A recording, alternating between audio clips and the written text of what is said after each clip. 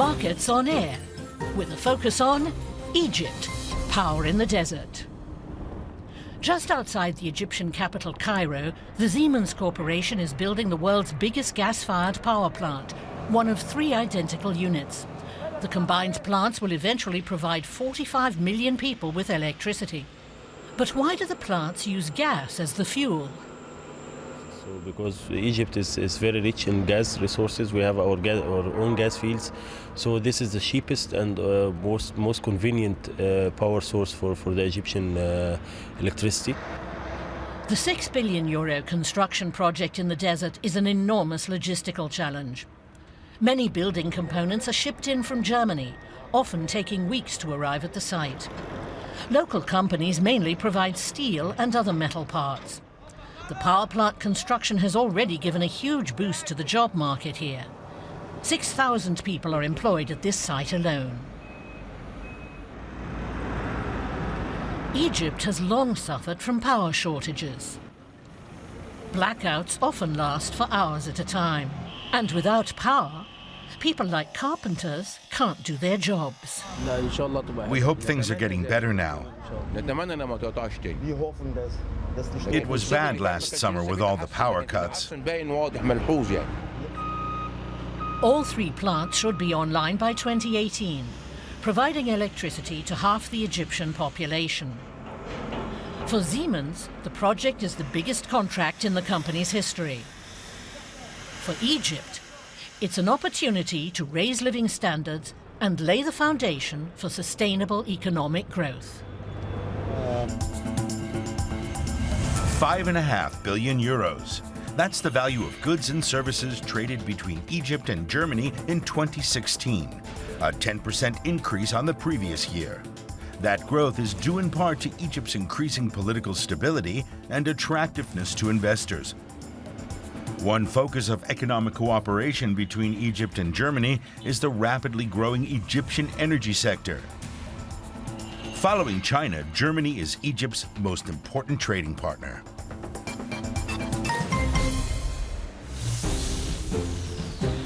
Counting on Egypt. German Chancellor Angela Merkel has promised Egypt further economic aid. During a state visit to Cairo, she offered the country credit worth €500 million. The funding, she said, is meant to further stabilize the Egyptian economy. Merkel also announced an investment partnership between Germany and Egypt.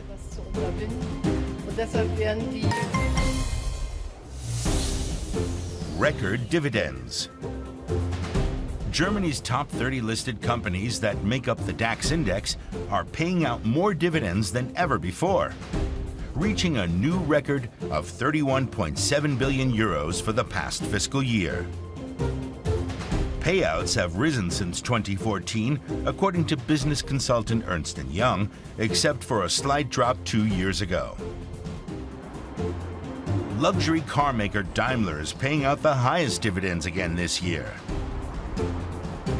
Daimler is followed by Munich-based insurance giant Allianz.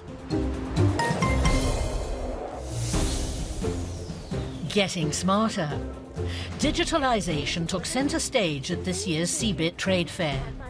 The world's largest computer fair in Hanover featured new technologies like robots, artificial intelligence, and drones operating in real-life situations.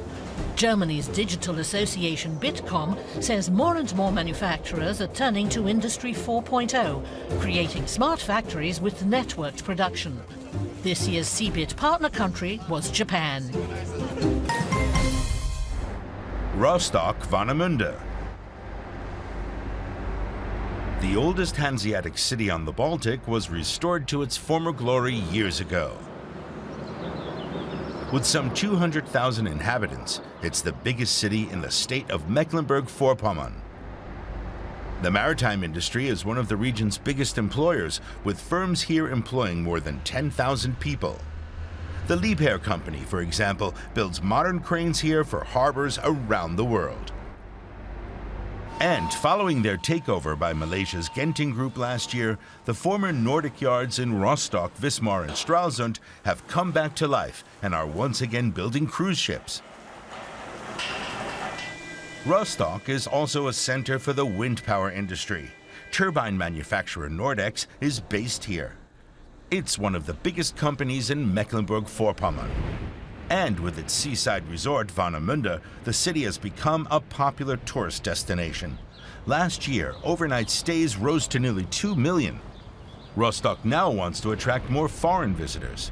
It aims to expand wellness tourism and bill itself as a prime location for conferences. And that was Markets on Air.